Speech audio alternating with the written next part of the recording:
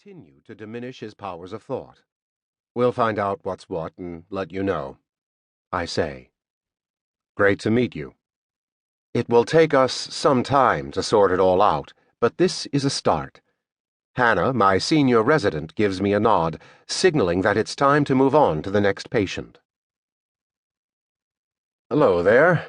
I'm Dr. Ropper. I'm one of the neurologists, and you've met Hannah Ross, our chief resident. Do you mind if we visit with you? His name is Gary, and he is one unhappy customer.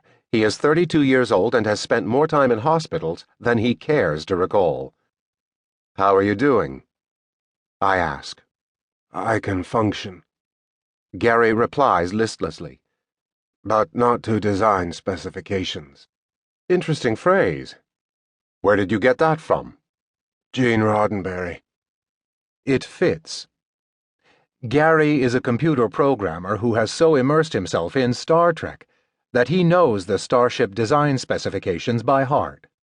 He has the body of a Buddha, the eyes of a koala, and an air of resignation that is probably his baseline.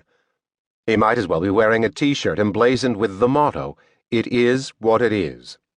He has had epilepsy since childhood, culminating in the surgical removal of part of his brain when he was 17 years old. A U-shaped scar stands out prominently on the left side of his close-cropped scalp. He has enough experience with his condition to know when he needs to go to the hospital, although he would rather not go. When he does, he most definitely does not want to be admitted, but Hannah has admitted him anyway, and there is a lingering animus on his part. I understand you had several events yesterday, Hannah says. A lot of seizures? Well, not many for me. What's considered many? It all depends on how many is many for you. I was under the impression that you did have many for you in a row. Is that not true? No. Even when I have clusters, it's probably 4 or 5.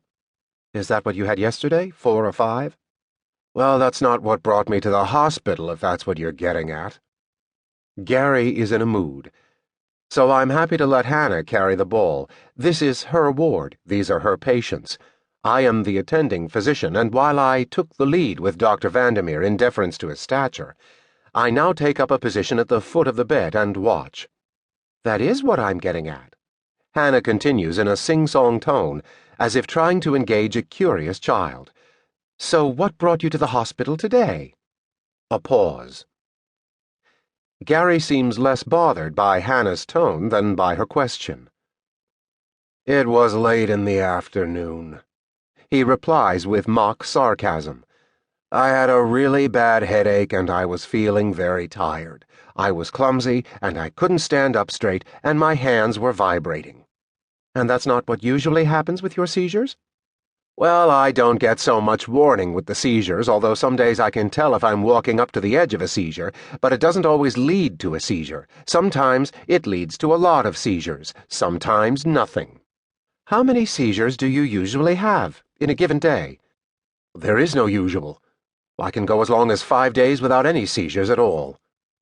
Hannah's directed line of inquiry seems to have snared his attention. He is clearly not used to having anyone take such a keen interest in his troubles. And what's your usual when you do have them? She asks. My record is 84 seizures in a day. Is that typical? There is no rhyme or reason to it. Some days I have none, some days I have a lot. But say, in the course of a month. You keep wanting me to do that. You keep wanting me to put some pattern to it. Believe me, I wish I could put a pattern to it. Would you like to see my seizure log? That won't be necessary. I'm staying out of it. Hannah is firm, yet restrained and unflustered. Gary is exasperated to the point of annoyance, almost anger, without the emotional edge to attain real anger. He acts besieged, yet lacks the reserves of panic that fuel true paranoia. It's as though he has programmed himself to be confrontational, but the confrontational part of his brain is so compromised that he can't run the code. Hannah presses on. What I really want to understand is whether you ever have a month without seizures. A month? No. I'm lucky if I go a week. And then when they come, you can have one or